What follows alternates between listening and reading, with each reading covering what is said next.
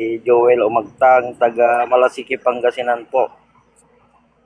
July 23, 1975 po. Oh, kita mo, kompleto yan ha.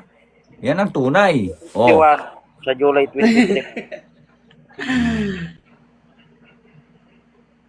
Okay. Ako si Janie, taga Cebu. 46 years old noong May 15, 1980.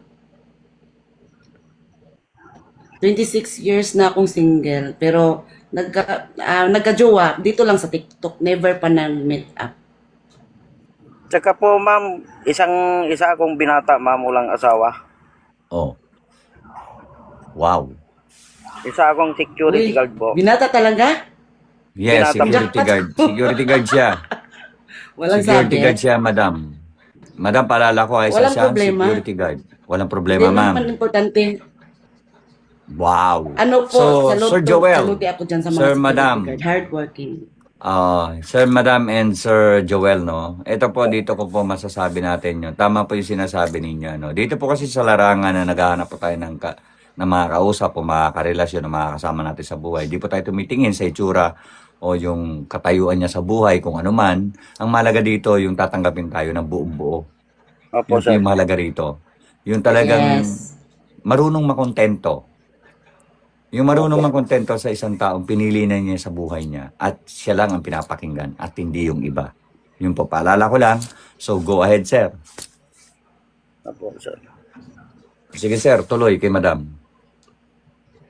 Eh ma'am, pag niligawan kita, Yes. pwede ba? Oh, kita mo uli. Yan si sir. Yan ang gusto ko sa sir. Post mo. Ang tanong ni sir, madam, kung sakali po bang magkaintindihan kayo Pwede. at magkaunawaan kayo, pwede? Pwede? Pwede makuha yung messenger niyo po. Yes. Sir.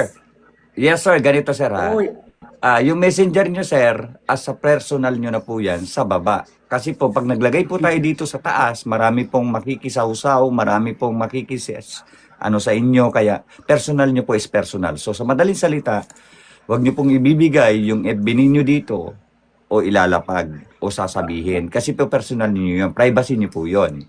So, kung talagang willing po kayo sa bawat isa, pwede po natin pag-usapan yan sa baba, i-follow nyo yung bawat isa sa inyo and pag-message kayo.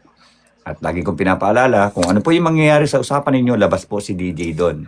Ang mahalaga po, pinagkilala ko po kayo at pinagkausap po kayo dito sa aking live. Yun po yun. Pinagkasundo. Hindi po ito persahan, mama at mga sir. Okay?